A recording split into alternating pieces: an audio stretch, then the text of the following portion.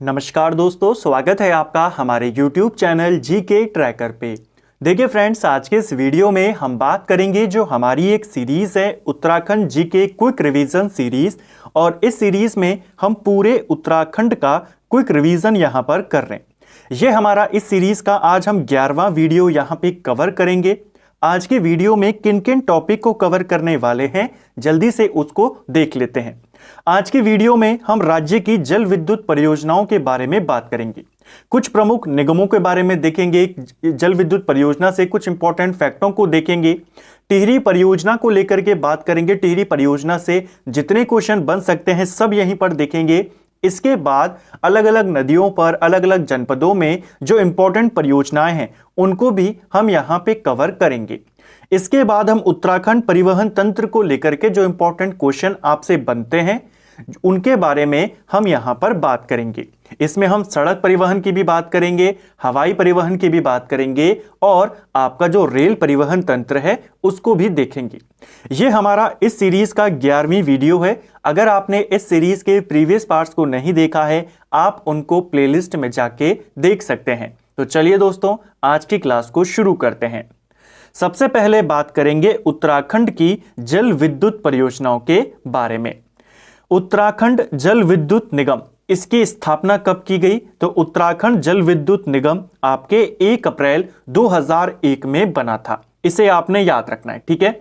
और इसी के साथ याद कर लेना, उत्तराखंड विद्युत निगम, चाहे जल विद्युत पूछे चाहे विद्युत निगम पूछे, 1 अप्रैल 2001 को इसकी स्थापना होती है, ठीक है। लघु परियोजनाओं में कौन शामिल है? जल विद्युत परियोजनाओं में जो परियोजनाएं 25 मेगावाट से कम की परियोजनाएं होती हैं उन्हें लघु परियोजना बोला जाता है, और जो परियोजना 25 मेगावाट से अधिक की होती है उनको बड़ी परियोजनाओं में शामिल किया जाता है। हो सकता है आपसे लिमिट पूछ ले कि कितने मेगावाट तक की परियोजनाओं को लघु परियोजना माना जाता है, तो वो माना जाता है 25 मेगावाट तक की परियोजनाओं को, ठीक है। इसे भी आपने याद रखना है। बिल्कुल टू द पॉइंट नोट्स हैं, सारे के सारे नोट्स बिल्कुल एग्जाम ओरिएंटेड हैं। उत्तराखंड को रॉयल्टी के रूप में कितने प्रतिशत बिजली फ्री में मिलती है? अगर केंद्र सरकार या कोई दूसरी राज्य सरकार यहां पर आकर के कोई अपना संयंत्र लगाती है, कोई बांध बनाती है, तो उस बांध से उत्तराखंड को 12% बिजली मुफ्त यहां पर मिलती है। इसे आपने याद रखना है। कितने परसेंट बिजली रॉयल्टी के रूप में उत्तराखंड को मिलती है? 12% बिजली, ठीक है। चलिए, power transmission corporation of Uttarakhand limited, जिसे हम कहते हैं पिटकुल, इसकी स्थापना कब हुई? पिटकुल की स्थापना 1 जून 2004 में हुई थी। जो 132 केवी के ऊपर के स्टेशन होते हैं उनके रखरखाव का काम उनके ऊपर जो पूरा नियंत्रण होता है वो पिटकुल का होता है। किसके ऊपर? जो 132 केवी के ऊपर के स्टेशन है, और जो 132 से नीचे के स्टेशन हैं वो यूपीसीएल के अधिकार क्षेत्र में आते हैं। दोनों बातें याद करनी है, ठीक है। 132 से ऊपर के लिए आपका पिटकुल और 132 से नीचे के लिए आपका यूपीसीएल। पिटकुल की स्थापना 1 जून 2004 में करी गई थी। पूरा नाम आपको याद करना है। अगर हम यहां पर बात करें यूपीसीएल की, यूपीसीएल 132 केवी के नीचे के स्टेशन के लिए होता है। साथ साथ में उपभोक्ताओं को बिजली वितरण के लिए बनाया गया। तो बिजली वितरण का कार्य भी कौन करता है? यूपीसीएल के द्वारा किया जाता है, ठीक है। उत्तराखंड पावर कॉरपोरेशन लिमिटेड, इसकी स्थापना की बात करें तो 1 अप्रैल 2001 में इसे बनाया गया था। हालांकि कहीं कहीं पर इसकी स्थापना 12 फरवरी भी आपको देखने को मिलती है, 12 फरवरी 2001। तो दोनों आपको याद करने हैं, दोनों तिथियां याद करनी है। वर्ष 2001 होगा। मेन काम क्या है? उपभोक्ताओं को बिजली वितरण करना, और 132 केवी के नीचे के जितने भी आपके पावर स्टेशन हैं वो यूपीसीएल के पास हैं, ठीक है। अगला है उरेडा। उरेडा को लेकर भी क्वेश्चन बनते हैं। उरेडा की अगर हम पूरे नाम की बात करें, इसके फुल फॉर्म की बात करें, Uttarakhand renewable energy development agency, ये उरेडा का फुल फॉर्म है। राज्य के अंदर जो गैर परंपरागत ऊर्जा का विकास है उसकी जिम्मेदारी किसकी है? उरेडा की है। उरेडा की स्थापना कब की गई? उरेडा की स्थापना जुलाई 2001 में करी गई थी, ठीक है। उरेडा का हेडक्वार्टर आपसे पूछा जाता है। जब उरेडा की स्थापना होती है 2001 में, तब इसकी स्थापना अल्मोड़ा में हुई थी। वर्तमान में जो इसका हेडक्वार्टर है आपके पटेल नगर देहरादून में स्थित है। इसे आपने याद करना है, ठीक है। जो सौर ऊर्जा है, पवन ऊर्जा है, लघु जल विद्युत परियोजना है, पनचक्कियां हैं, उन सब का कार्य, उनको अपग्रेड करने का कार्य कौन करता है? जो स्ट्रीट लाइट हैं उन सब के पर काम करता है उरेडा। तो इसे याद करना है, Uttarakhand renewable energy development agency इसका पूरा नाम है, ठीक है। पनचक्की को लघु उद्योग का दर्जा कब दिया गया था?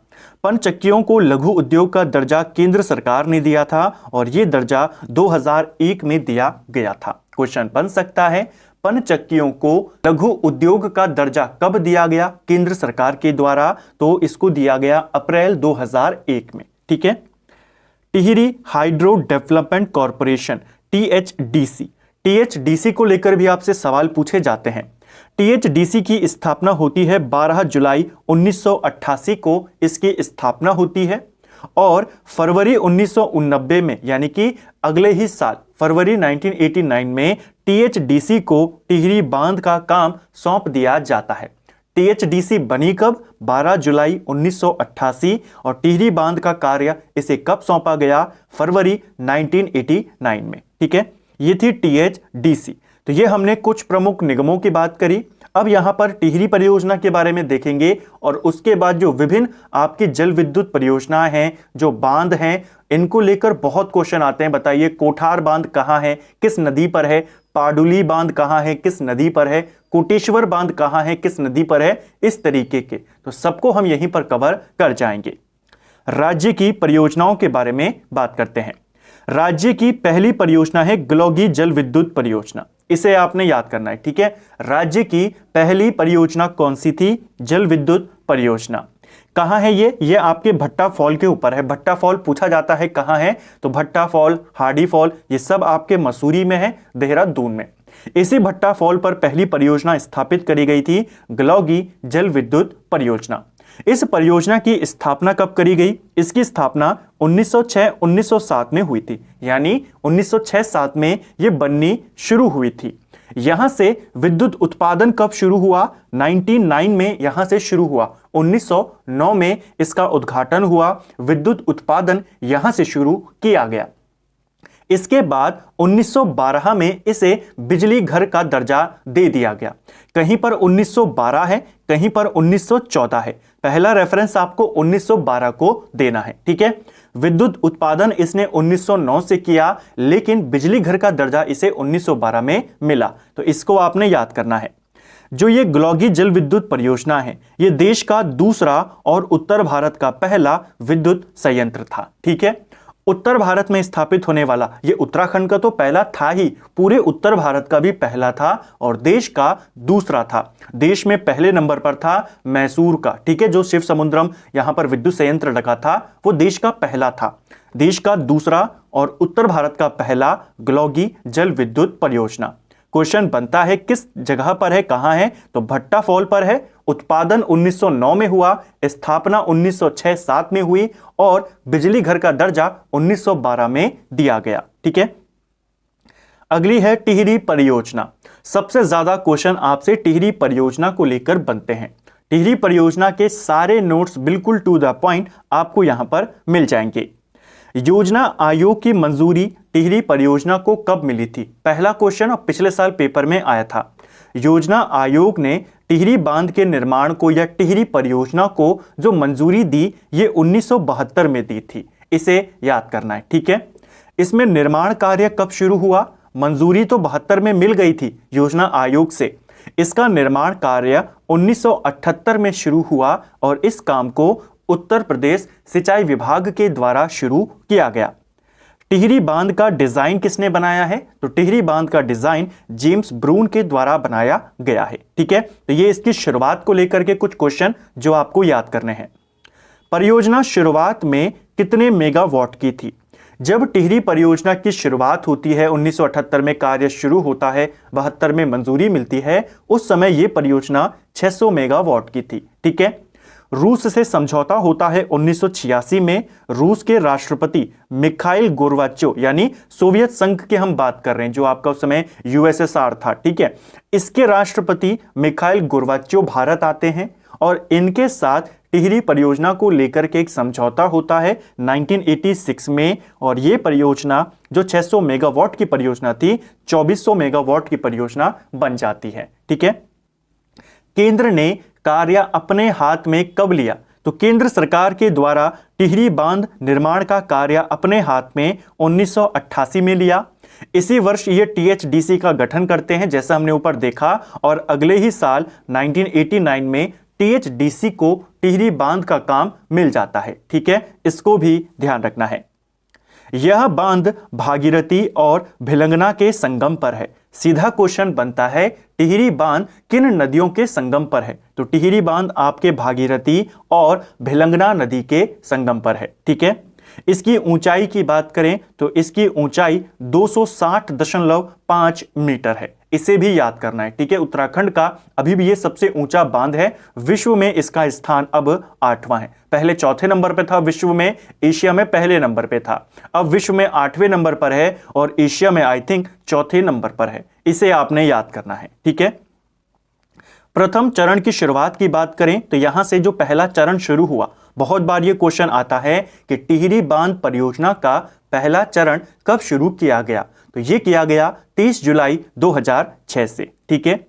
टिहरी परियोजना में हिस्सेदार कौन कौन हैं? तो यूपी है, क्योंकि उस समय जब ये शुरू हुआ यूपी ही था, और दिल्ली है, केंद्र सरकार है, बाद में इसमें उत्तराखंड भी शामिल हुआ, तो ये इसके हिस्सेदार हैं, ठीक है। टिहरी परियोजना से संबंधित अन्य तथ्य और कौन कौन से फैक्ट हैं जो टिहरी परियोजना से पूछे जाते हैं? टिहरी जलाशय का क्षेत्रफल कितना है? तो टिहरी परियोजना में जो पूरा जलाशय बना है इसका क्षेत्रफल 42 वर्ग किलोमीटर है। नंबर पूछा जाता है। इस जलाशय का आधिकारिक नाम क्या है? इसका आधिकारिक नाम है स्वामी रामतीर्थ सागर।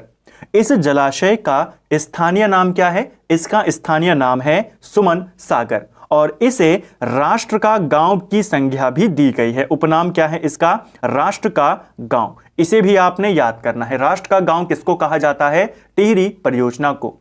आधिकारिक नाम स्वामी रामतीर्थ सागर है, स्थानीय नाम सुमन सागर है। इसकी जल धारण क्षमता कितनी है? 354 करोड़ घन मीटर इसकी कुल जल धारण क्षमता है, इसको भी याद करेंगे।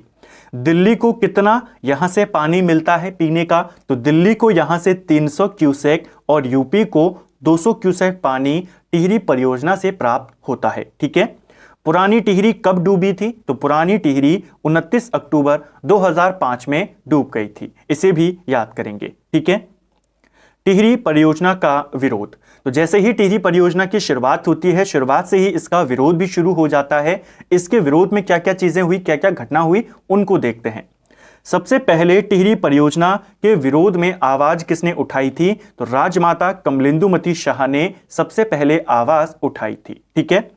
टिहरी में बांध विरोधी समिति का गठन कब किया गया था? तो टिहरी में बांध विरोधी समिति, इसका गठन 1978 में किया गया और इस समिति के अध्यक्ष विद्यासागर नौटियाल को बनाया गया था, ठीक है।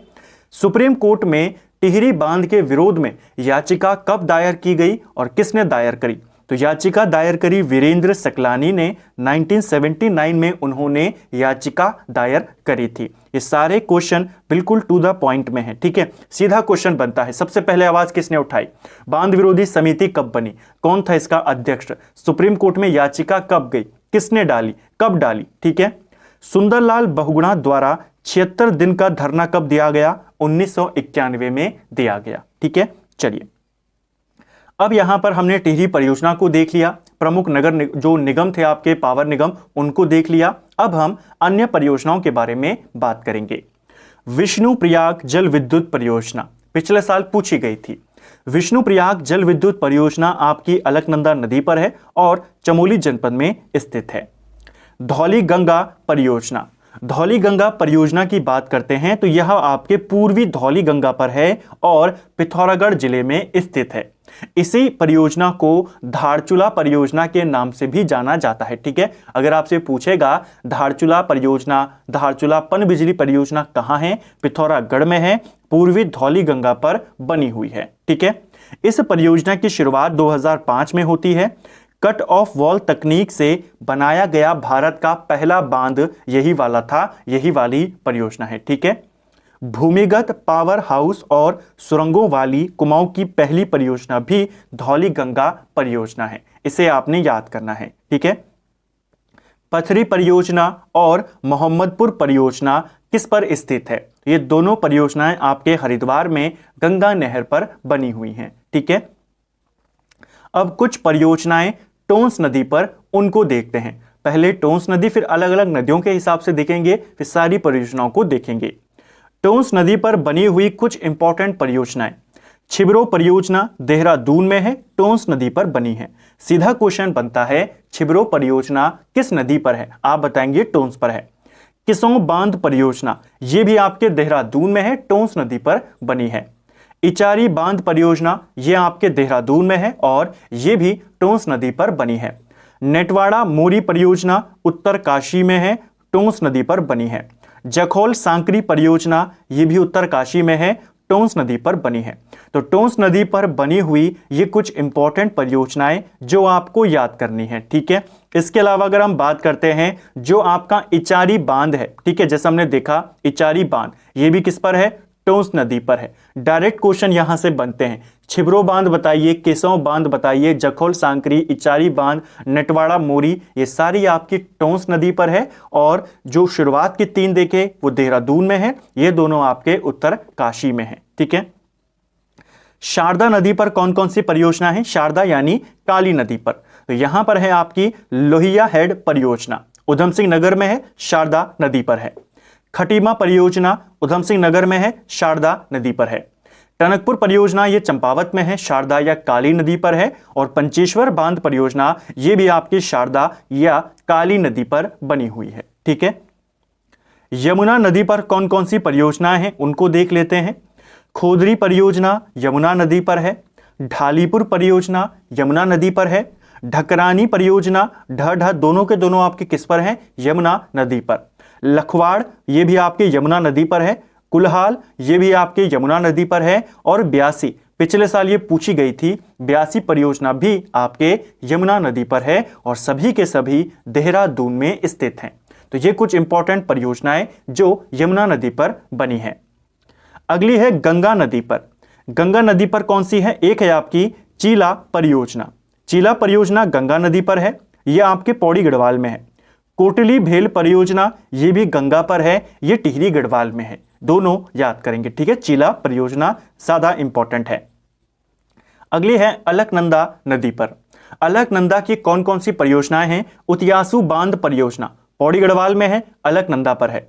विष्णुप्रयाग जल विद्युत परियोजना पिछले साल पूछी गई, जैसे मैंने आपको बताया, ये आपके चमोली में है, विष्णुप्रयाग जल विद्युत परियोजना। ठीक है, ये भी अलकनंदा पर है और चमोली जनपद में स्थित है। ठीक है, भागीरथी नदी की बात करें तो भागीरथी नदी पर है आपका सबसे इंपॉर्टेंट कोटेश्वर बांध परियोजना। किस नदी पर है? भागीरथी नदी पर। और किस जनपद में है? टिहरी जनपद में। ये सबसे इंपॉर्टेंट है, याद करना।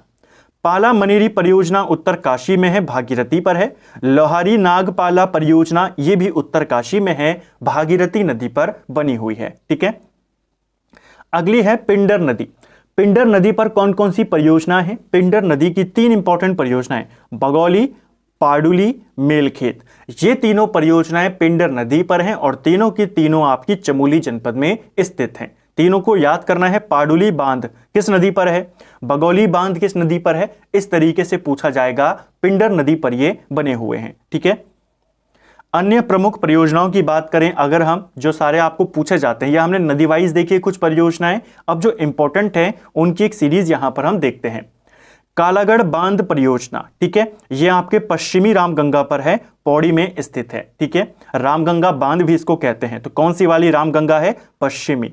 कालागढ़ बांध पश्चिमी रामगंगा पर है। दुनाव परियोजना ये पूर्वी नयार नदी पर है, पौड़ी जनपद में स्थित है। और इसी से मिलता जुलता नाम है दुजाव परियोजना। ये पश्चिमी नयार पर है और ये भी पौड़ी में है। तो दोनों को याद करेंगे, दुनाव और दुजाव। एक पूर्वी पर है, दोनों पौड़ी में है, लेकिन एक पूर्वी नयार पर है, एक आपके पश्चिमी नयार पर है। करमौली परियोजना ये आपके जाड़ गंगा पर है, उत्तरकाशी जिले में स्थित है। देवसारी परियोजना बिरही गंगा पर है, चमोली जनपद में स्थित है। राजवक्ती परियोजना ये नंदाकिनी नदी पर है, चमोली में। बनाला परियोजना ये भी आपके चमोली में है, नंदाकिनी नदी पर बनी हुई है। ठीक है, राजवक्ती वाली इंपॉर्टेंट है। कोठार बांध की बात करें, कोठार बांध आपका कोसी नदी पर है, अल्मोड़ा जनपद में स्थित है और राज्य का सर्वाधिक होगा यहां पर। ठीक है, राज्य का सर्वाधिक जल संग्रहण क्षमता वाला बांध भी कौन है? कोठार बांध। कोठार बांध आपसे 2-3 बार पेपर में आया है, कहां स्थित है? तो कोठार बांध आपके अल्मोड़ा में है, कोसी नदी पर बना हुआ है और राज्य का सर्वाधिक जल संग्रहण वाला क्षमता वाला ये बांध है। ठीक है, कोठार बांध। अगला है मलारी झेलम परियोजना। मलारी झेलम परियोजना की बात करें तो ये आपके पश्चिमी धौली गंगा पर है, चमोली जनपद में। झालाकोट परियोजना की बात करें, झालाकोट परियोजना आपकी धर्मगंगा नदी पर बना हुआ है। धर्मगंगा आप जानते हैं आपके भिलंगना की सहायक नदी है, तो धर्मगंगा पर है, टिहरी गढ़वाल में। लंगरासू परियोजना की बात करें तो अलगाड़ नदी पर है, टिहरी गढ़वाल में। तुमड़िया बांध की बात करें तो तुमड़िया बांध आपका फीका नदी पर बना हुआ है, इसे आपने याद करना है। ठीक है, नैनीताल में है, फीका नदी पर बना हुआ है। चुंगर चाल परियोजना ये आपकी पूर्वी धौली गंगा नदी पर बनी हुई है। ठीक है, चुंगर चाल परियोजना पिथौरागढ़ जिले में है, पूर्वी धौली गंगा पर है। इसके अलावा रशिया बगड़ परियोजना की बात करें तो ये गोरी गंगा पर है, ये भी पिथौरागढ़ में है। और चिरकिला परियोजना की बात करें तो ये आपकी पूर्वी धौली गंगा पर है और ये भी आपके पिथौरागढ़ जिले में स्थित है। ये कुछ इंपॉर्टेंट परियोजनाएं, कुछ इंपॉर्टेंट पावर निगम हमने देखे, इनके वर्ष बिल्कुल टू द पॉइंट नोट्स, इनको आपने याद करना है। ठीक है, तो ये था उत्तराखंड का जल विद्युत परियोजनाएं। ठीक है, अब हम उत्तराखंड में परिवहन तंत्र के बारे में बात करेंगे और यहां से भी जो इंपॉर्टेंट क्वेश्चन है, खास तौर पर जो 4 धाम है आपके किस किस हाईवे पर हैं, उनके नाम हम यहां पर देखेंगे। ठीक है, चलिए। उत्तराखंड परिवहन तंत्र। उत्तराखंड में सड़क परिवहन को मेनली, जो सड़क परिवहन है उसे मेनली 3 मार्गों में विभाजित किया जाता है। 3 मार्ग शामिल होते हैं सड़क परिवहन में। कौन कौन होते हैं देखिए। एक होता है आपका राष्ट्रीय राजमार्ग, राष्ट्रीय राजमार्ग, दूसरा होता है राज्य राजमार्ग और तीसरा होता है संपर्क मार्ग। क्वेश्चन हो सकता है बन जाए, बताइए संपर्क मार्ग किस किस को जोड़ता है? राष्ट्रीय राजमार्ग 2 विभिन्न राज्यों के मुख्य नगरों और स्थानों को जोड़ता है। राज्य राजमार्ग एक ही राज्य में जो 2 अलग अलग प्रमुख स्थान होते हैं उनको जोड़ता है और संपर्क मार्ग अलग अलग ग्रामों को एक दूसरे से जोड़ता है। ज्यादा इंपॉर्टेंट नहीं, लेकिन आपको पता होने चाहिए कितने होते हैं। 3 प्रकार के होते हैं, या तो नेशनल हाईवे होगा, स्टेट हाईवे होगा, या फिर आपकी कनेक्टिंग रोड होगी। ठीक है, संपर्क मार्ग। क्वेश्चन आपके यहां से बनते हैं, राज्य के कुल सड़कों में सर्वाधिक और सबसे कम सड़क वाले जिले कौन से हैं? सबसे ज्यादा सड़क कहां है और सबसे कम सड़क किस जिले में है, ये क्वेश्चन है। सबसे ज्यादा सड़क आपके पौड़ी में है, सबसे कम आपका बागेश्वर में है, इसे आपने याद करना है। ठीक है, जो सड़क परिवहन राजमार्ग मंत्रालय है उसके अनुसार 2021 में उत्तराखंड में नेशनल हाईवे की टोटल लेंथ कितनी है? 2949 इसकी टोटल लेंथ है। इस आंकड़े को भी आपने याद करना है। ठीक है, और ज्यादा सड़कें कहां हैं? सबसे ज्यादा पौड़ी गढ़वाल में, सबसे कम बागेश्वर में। और अगर मंडल वाइज पूछेगा कि सड़कों का विकास ज्यादा किस मंडल में है, गढ़वाल में है कि कुमाऊं में है, तो ये आपके गढ़वाल मंडल में ज्यादा विकास है। ठीक है, चलिए। राज्य में राष्ट्रीय राजमार्गों की कुल संख्या कितनी है? उत्तराखंड में टोटल अगर हम नेशनल हाईवे की बात करते हैं, इनकी संख्या आपको 21 याद करनी है। कहीं पर 21 है, कहीं पर 20 है, लेकिन अब ज्यादा आपको 21 देखने को मिलती है क्योंकि टाइम टाइम पे अपडेट होता रहता है। तो अब आपको पहला रेफरेंस 21 को ही देना है। मैक्सिमम बुक्स में अब आपको 21 नेशनल हाईवे ही देखने को मिलते हैं। ठीक है, तो इसको आपने याद करना है। कहीं पर 20 भी है, लेकिन अगर ऑप्शन में 21 है तो आप उसी को टिक करेंगे। एक और क्वेश्चन बनता है, जब राज्य का गठन हुआ 2000 में, उस समय कितने नेशनल हाईवे थे? उस समय 9 नेशनल हाईवे थे। अब कितने हैं? अब यहां पर 21 हैं। इसको याद करने हैं, ठीक है। सबसे लंबा और सबसे छोटा राष्ट्रीय राजमार्ग कौन सा है? तो सबसे लंबा नेशनल हाईवे है आपका NH7, क्योंकि डेटा चेंज हो गया है। पहले NH58 था सबसे लंबा, लेकिन अब की अगर हम बात करें, जो लेटेस्ट डाटा है, राज्य का सबसे लंबा नेशनल हाईवे NH7 है और सबसे छोटा वाले की बात करें NH307 है। सबसे लंबा 7, सबसे छोटा 307, ठीक है। इसको याद करना है।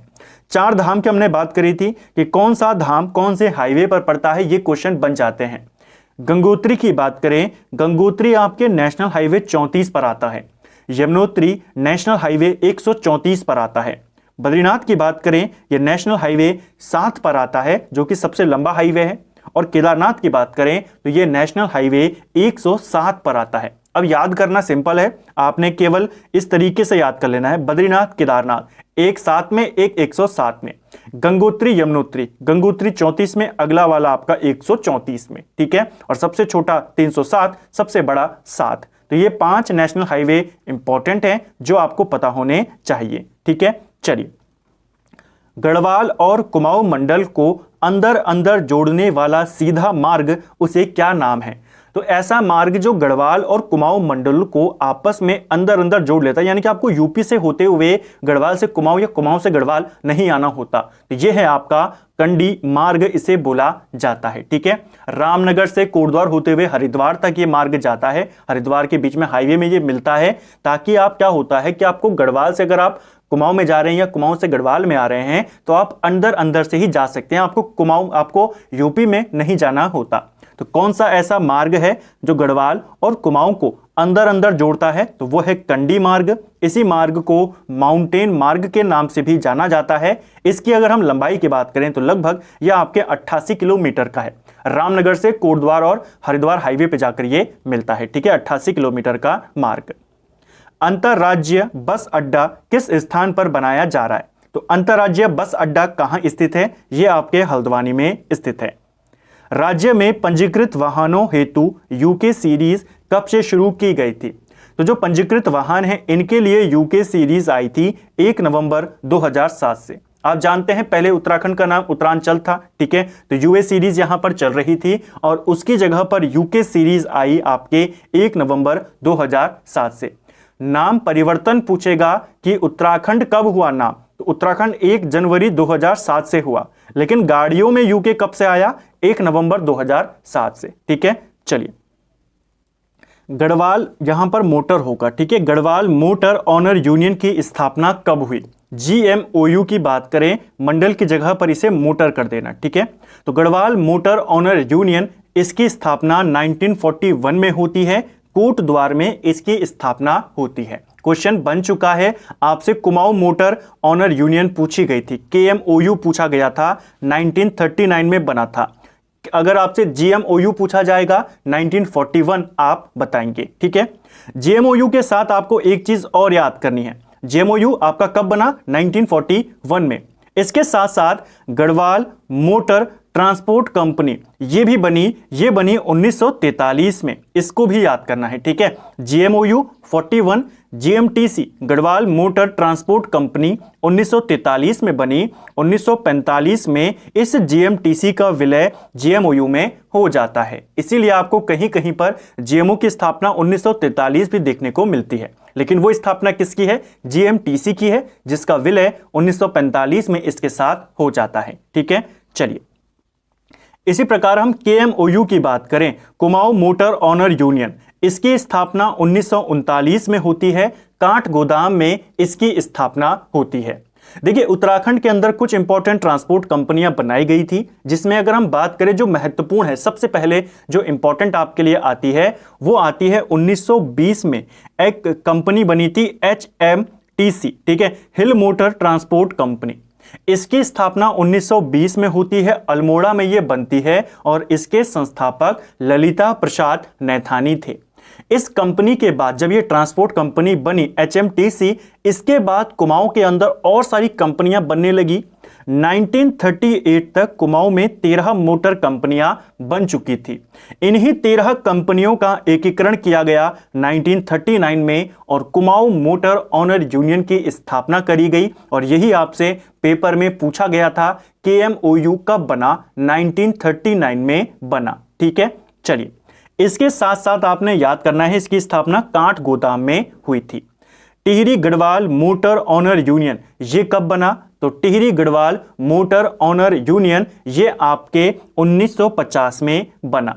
कहीं कहीं पर इसकी स्थापना 1947 भी दी गई है, लेकिन आपको पहला रेफरेंस 1950 को देना है। ठीक है, इनके अलावा Garhwal motor users cooperative transport society limited ये कब बनी, तो ये आपके रामनगर में बनी और 1958 में इसका गठन किया गया था। ये कुछ इंपॉर्टेंट कंपनियां, ट्रांसपोर्ट कंपनियां जो आपको पता होनी चाहिए। ठीक है, सड़क तंत्र से संबंधित महत्वपूर्ण वन लाइनर, कुछ इंपॉर्टेंट साल हैं जो आपको याद होने चाहिए।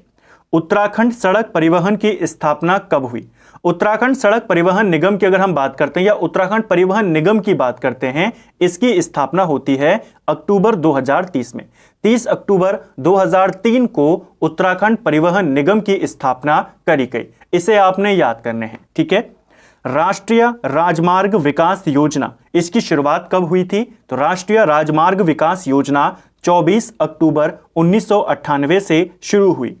प्रधानमंत्री ग्राम सड़क योजना पिछले साल पेपर में पूछी गई थी। ठीक है, यह आपके 25 दिसंबर 2000 से शुरू हुआ था। ठीक है, कब से शुरू हुई? प्रधानमंत्री ग्राम सड़क योजना 2000 से। क्वेश्चन आपसे यह बना था पिछली बार पेपर में, पिछले साल, कि जब यह योजना शुरू हुई प्रधानमंत्री ग्राम सड़क योजना, उस समय भारत के प्रधानमंत्री कौन थे? ठीक है, तो आप देख सकते हैं 2000 में हुई और 1999 से 2004 तक कौन थे भारत के प्रधानमंत्री? अटल बिहारी वाजपेयी, तो उनके काल में हुआ था। ठीक है, स्वर्णिम चतुर्भुज परियोजना किससे संबंधित है? यह क्वेश्चन आता है। तो स्वर्णिम चतुर्भुज परियोजना आपके राष्ट्रीय राजमार्गों से संबंधित है। इसके तहत 4 महानगरों को आपस में जोड़ा गया है, जिसमें आपके दिल्ली, चेन्नई, मुंबई, कोलकाता शामिल हैं। 4 धाम ऑल वेदर रोड कब की परियोजना कब शुरू की गई? ये रोड होगा। ठीक है, 4 धाम ऑल वेदर रोड की बात करें, ये आपके 2016 से शुरू हुई थी और इसकी कुल लंबाई 889 किलोमीटर है। इसे आपने याद करना है। ठीक है, जो ऑल वेदर रोड बनाई जा रही है 4 धाम के लिए, इसकी शुरुआत 2016 से हुई थी। ठीक है, तो ये इंपॉर्टेंट सड़क तंत्र था। अब रेल तंत्र के बारे में यहां पर बात करते हैं। राज्य के कितने जनपदों में रेल लाइन का विकास है? तो राज्य के 6 जिले कौन कौन से? हरिद्वार, देहरादून, पौड़ी, उधम सिंह नगर, नैनीताल और चंपावत। इन 6 जिलों में रेल लाइन का विकास है। ठीक है, सबसे ज्यादा रेल ट्रैक आपके हरिद्वार में है और सबसे कम पौड़ी गढ़वाल में है। दोनों याद करना है। कितने जिलों में रेल लाइन है? 6 जिलों में, सबसे ज्यादा हरिद्वार में, सबसे कम पौड़ी में है। ठीक है, राज्य में पहला रेल पथ कब बिछाया गया था? तो राज्य में जो पहला रेल पथ बना यह 1884 में बना। 1884 में इसको शुरू किया गया था। 1864 से बनना यह शुरू हुआ था, 84 में आकर यह बना था। पूरा जो रेल मार्ग था रामपुर से लेकर काठगोदाम तक रेल पहुंची थी। तो पहली रेल लाइन या स्टेशन को कब शुरू हुआ? यह आपके 1884 में हुआ। बनना शुरू यह 1864 से हो गया था। 1994 में इस रेल लाइन को बड़ी रेल लाइन में बदल दिया गया। क्वेश्चन बन सकता है कि जो काठगोदाम रेल लाइन है, राज्य की पहली रेल लाइन, इसे बड़ी रेल लाइन में कब बदला गया? 1994 में बदला गया, पूछा गया है। लक्सर जंक्शन से हरिद्वार को कब जोड़ा गया था? प्रीवियस ईयर का क्वेश्चन है। लक्सर जंक्शन से हरिद्वार को 1896 में जोड़ा गया। हरिद्वार से देहरादून को कब जोड़ा गया? हरिद्वार को देहरादून से 1900 में जोड़ा गया। ठीक है, तो पहले लक्सर से हरिद्वार को आपस में जोड़ा गया 1896, फिर इसका विकास किया गया और फिर हरिद्वार को देहरादून से जोड़ दिया गया सन 1900 में। दून रेलवे स्टेशन कब स्थापित हुआ? प्रीवियस ईयर का क्वेश्चन है। यह स्थापित हुआ 1900 में। जब हरिद्वार को दून से जोड़ा गया, दून रेलवे स्टेशन भी 1900 में बना। और इसे ISO का दर्जा कब दिया गया? ISO का दर्जा इसे 2003 में दिया गया था। ठीक है, नजीबाबाद से कोटद्वार तक रेल लाइन कब बिछाई गई थी? नजीबाबाद से कोटद्वार तक आई आपकी 1897 में और मुरादाबाद से काशीपुर रामनगर तक आई 1907 में। हाईकोर्ट के एग्जाम में यह आपसे पूछा गया था कनिष्ठ सहायक की परीक्षा में कि मुरादाबाद काशीपुर रामनगर जो ये रेल लाइन है इसका निर्माण कब हुआ? 1907 में हुआ। नजीबाबाद से कोटद्वार कब हुआ? 1897 में हुआ। ये दोनों वर्ष आपको याद करने हैं, ठीक है।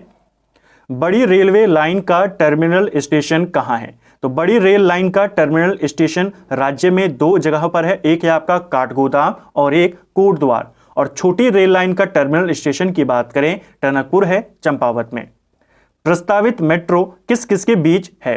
तो राज्य में जो प्रस्तावित मेट्रो है ये आपके हरिद्वार, ऋषिकेश और देहरादून के मध्य में प्रस्तावित है, ठीक है। इसको भी आपने याद करना है।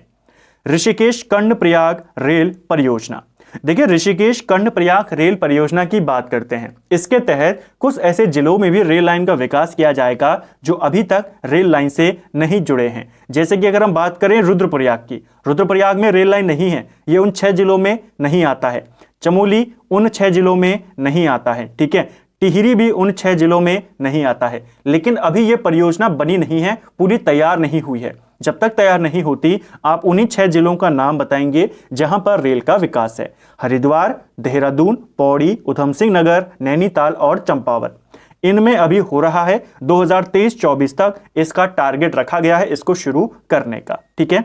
ऋषिकेश कर्णप्रयाग परियोजना इंपॉर्टेंट है, इससे कुछ क्वेश्चन बनते हैं। जैसे इसकी शुरुआत कब हुई? 2018। टारगेट कब तक रखा गया है? 2023-24 तक का। इसका विस्तार कितने जिलों में है? 5 जिलों में विस्तार है, जैसा हमने यहां पे देखा। इसकी कुल लंबाई 125.20 किलोमीटर है।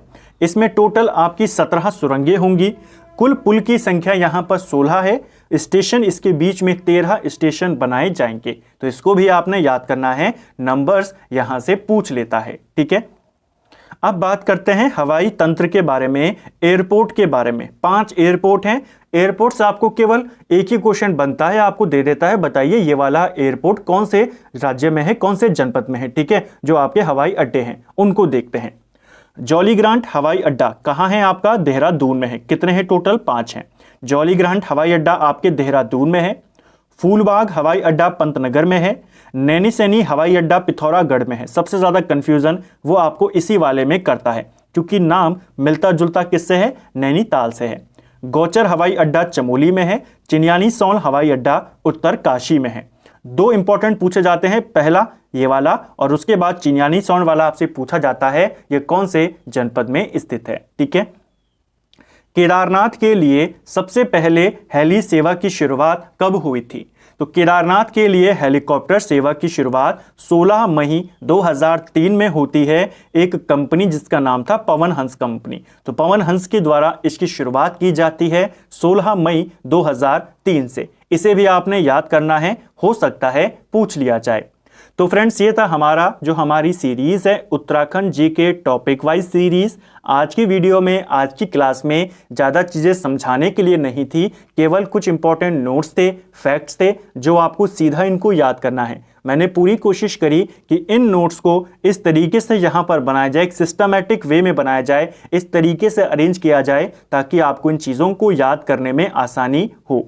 उम्मीद करता हूं आपको सारी चीज़ें अच्छे से समझ में आई होंगी, वीडियो आपको पसंद आई होगी। सारे फैक्ट आपके अलग अलग परियोजना करके हमने पढ़ी, साथ में देखी, सारे निगमों को देखा, तो सारी चीज़ें आपकी अच्छे से क्लियर यहाँ पर हो गई होंगी।